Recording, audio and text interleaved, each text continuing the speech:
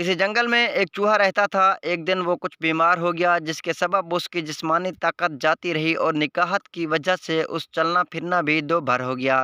چوہا کسی طرح دوپہر کو سخت گرمی میں گرتا پڑتا علاج کے لیے الو کے مطب جا پہنچا۔ وہ جنگل کا مشہور حکیم تھا۔ الو نے چوہے کا معائنہ کرنے کے بعد انکشاف کیا کہ وہ تو قریب المرگ ہے۔ الو نے کہا کہ بس اب تمہاری زندگی کے دن گنے جا چکے ہیں۔ یہ جان کر چوہا اداس ہو گیا۔ حکیم الو نے اس کی یہ حالت دیکھی تو ڈھارس بناتے ہوئے کہا کہ موت تو ہر نفس کو ایک دن آنی ہے۔ تم تو خوش قسمت ہو کہ تمہیں پہلے ہی علم ہو گیا کہ تمہارے جانے کا وقت قریب ہے، ورنہ کتنے ہی چوہے آخری وقت تک خواب غفلت میں پڑے رہتے ہیں۔ وہ اپنی عیش کی زندگی اور دنیاوی مصروفیات میں اس بات کی فکر ہی نہیں کرتے کہ کوئی اچھائی اپنے نام کر لیں، خلق خدا کے لیے کچھ نیک کام کرتے جائیں، ہر موقع ہر ہمت اور بہادری کا ثبوت دیں۔ تم تو خوش قسمت ہو کہ ابھی کچھ وقت ہے جس کا فائدہ اٹھا سکتے ہو۔ چوہا اس کی باتوں پر غور کرتا ہے، واپس گھر کی طرف چل دیا۔ راستے میں ایک جنگلی بلی کی اس پر نظر پڑی۔ بلی نے چوہے کو ہڑپ کرنے کے لیے جھپٹا مارا۔ چوہے کے اندر نہ جانے کہاں سے اتنی توانائی آ گئی کہ اس نے ایک لکڑی کا ٹکڑا اٹھایا اور بلی کی دھنائی شروع کر دی۔ یہ اتنا غیر متوقع رد عمل تھا کہ بلی اپنا بچاؤ نہ کر سکی اور خوف کے مارے وہاں سے بھاگ نکلی۔ وہ حیران تھی کہ کل تک جو معمولی جانور اس کی آواز سے ڈر جاتا تھا، آج اس کی یہ درگت بنا رہا ہے۔ ادھر چوہے کا حوصلہ بڑھ گیا۔ وہ سوچ رہا تھا کہ 4 دن کی زندگی ہے، اسے بھی ڈر کے کیوں گزاروں؟ اب میرے پاس کھونے کو بچا کیا ہے؟ موت تو آنی ہے، کیونکہ ان حالات کا مقابلہ دبنگ طریقے سے کروں۔ یہ سوچتے ہوئے وہ آگے بڑھا تو دیکھا کہ آسمان سے ایک باز اسے اچکنے کے لیے نیچے آ رہا ہے۔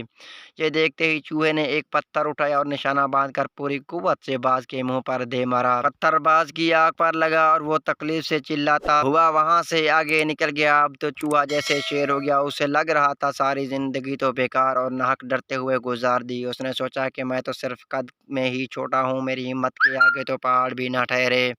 ان خیالات نے اسے بہت طاقت اور توانائی دی۔ اس کی نظر میں اب جنگل کا بادشاہ شیر بھی کسی بکری جیسا تھا۔ چوہا اس بلی اور باز کے مقابلے میں اپنی جیت پر خوشی سے پھولے نہیں سما رہا تھا۔ راستے میں اچانک پیر پھسلا تو ایک گہرے گڑھے میں جا گرا۔ اس کا سر کسی پتھر سے ٹکرایا اور خون نکلنے لگا۔ چند منٹ بعد اپنے حواس بحال کر کے وہاں سے نکلا اور دوبارہ حکیم کے پاس پہنچ گیا تاکہ وہ اس کی مرہم پٹی کر دے۔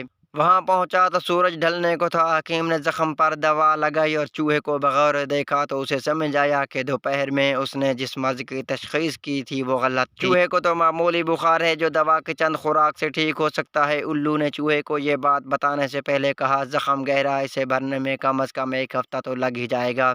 چوہا یہ سن کر افسردگی سے بولا، میری تو موت سر پر ہے، اوپر سے چوٹ اور یہ زخم بھی لگ گیا۔ اس پر حکیم نے سچ بتا دیا اور غلط تشخیص پر معافی مانگ لی۔ چوہا یہ جان کر بہت خوش ہوا اور خوشی خوشی گھر کو جانے لگا۔ خوشی کے ساتھ اس نے اپنے اندر عجیب سی تبدیلی بھی محسوس کی، لیکن اسے سمجھ نہ سکا۔ شام گہری ہو چکی تھی۔ راستے میں اسے ایک بچھو نظر آیا۔ چوہے نے سوچا کہ اس موذی کو باہر بھگائے، مگر فوراً ہی اسے بچھو کا خطرناک زہر اور نوکیلا ڈنگ یاد آ گیا۔ خوف کے احساس نے اس کے بدن میں سنسنی پیدا کر دی۔